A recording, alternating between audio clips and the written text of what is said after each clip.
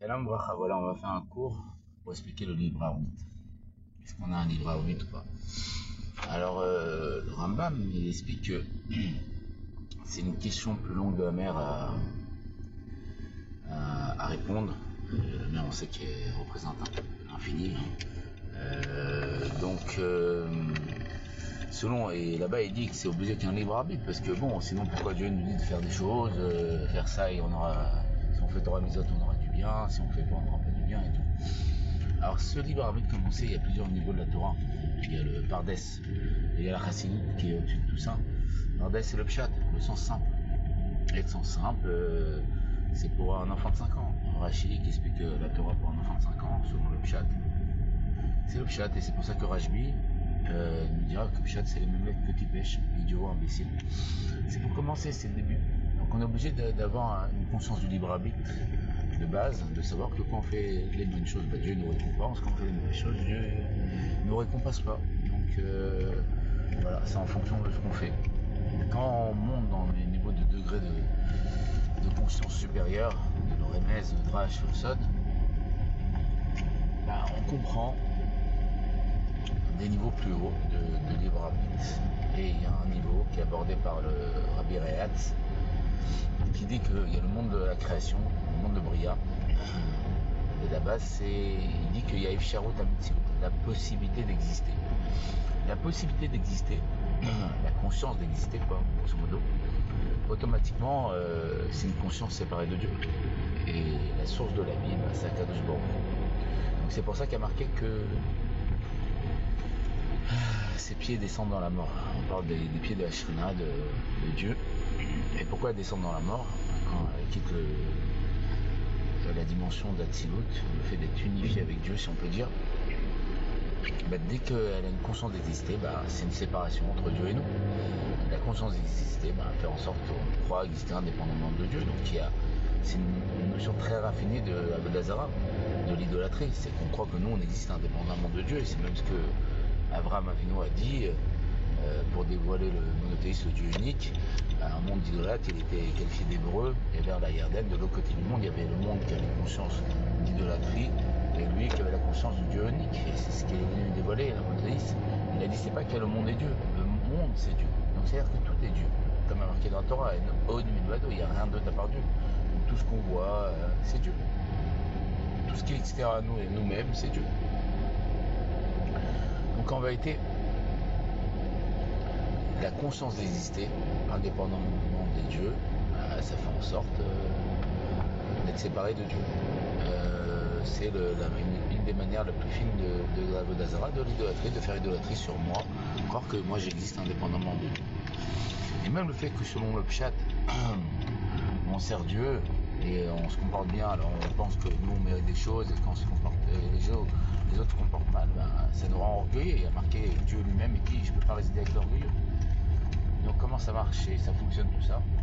En vérité, une manière très fine du libre arbitre, c'est comprendre qu'il n'y en a pas. C'est-à-dire, le fait de comprendre qu'il n'y a pas de libre arbitre, tout est dirigé par Dieu, comme il y a marqué que Dieu guide les pas de l'homme.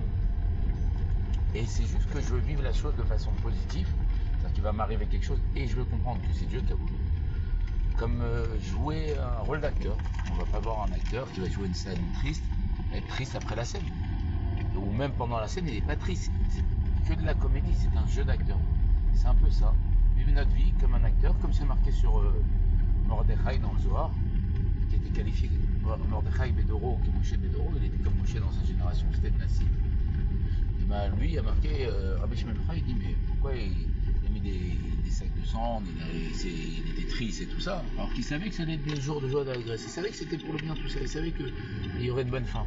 En réalité, c'est un jeu d'acteur pour les autres, pour le monde, parce que Dieu a écrit la création sur le monde et tout le monde ne peut pas accéder à cette conscience-là, que tout est pour leur bien, et comme il y a sur le nom de Moshe lui-même, Machaya, Osheye, ce qui a été, c'est ce qui sera. Moshe sait que ce qui a été, c'est ce qui sera, parce qu'il a la conscience, comme Arizal, on lui posait des questions sur des jugements, lui il m'a volé telle chose, et Arizal il dit mais c'est normal, dans ton ancienne liste, c'est lui qui l'avait volé. Et là, les sages lui m'ont dit mais je peux pas juger, il y a marqué dans le Torah qu'on doit juger sur ce qu'on voit. Arizal a dit qu'est-ce que je peux faire si je vois tout est vibracé. Donc en réalité l'idée c'est que voilà, tout est de ta part Dieu. Et un état très subtil du libre arbitre, c'est de comprendre qu'il n'y en a pas. C'est-à-dire quoi, comprendre qu'il n'y en a pas?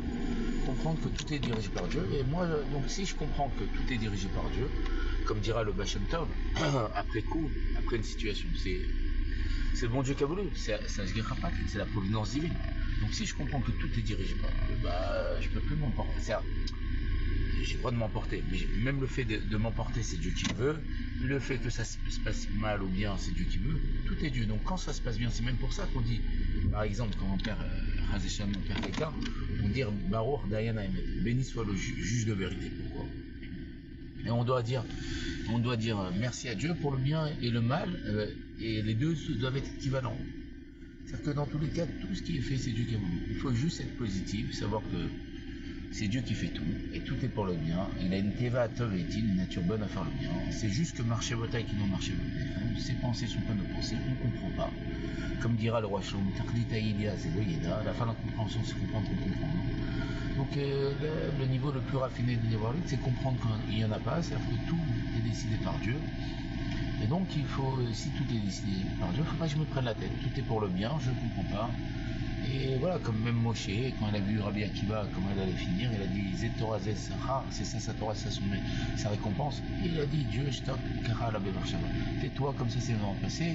Il a fait accéder à ses pensées pour qu'ils comprennent que ça c'était pour le bien. Pour voir que tout était pour le bien. Et voilà, donc de façon raffinée. C'est comprendre qu'on n'en a pas et de vivre de façon harmonieuse, ne plus avoir le poids de responsabilité, ne plus vivre au passé, ah si j'aurais fait ça et pas, il n'y a pas de si, d'accord? C'est Dieu qui a voulu que ça se passe comme ça, et dans l'avenir, bah, ça va aller, comme il dit le Rabbi, pense bien, tout ira bien, il faut penser bien, tout ira bien, c'est Dieu, il a une nature bonne à faire le bien, tout ce qu'il fait c'est pour le bien, c'est juste qu'on ne comprend pas, la créature ne peut pas comprendre le créateur, comme le roi David disait devant toi, je suis comme un animal, je suis comme un ver de terre, alors que le roi David, il a fait les télim, et on dit que quand on lit les télim, c'est comme si on étudiait les sujets les plus profonds de la Torah. Et bien sûr, quand on remonte encore plus haut, comme dira le Rabbi Rahal, si on réfléchit profondément, il n'y a que Dieu le juge. Mais si on réfléchit encore plus profondément, il n'y a que Dieu lui-même. Donc encore de façon plus petite, on a développé le libre arbitre le plus raffiné, c'est de comprendre qu'il n'y en a pas, mais à un niveau encore plus haut, que même le fait que je comprenne qu'il n'y en a pas, c'est-à-dire de vivre bien une situation ou pas vivre bien une situation, même sur ça, c'est Dieu qui décide, qui engendre que je vis bien ou pas. Donc vraiment tout est Dieu, de ta part Dieu.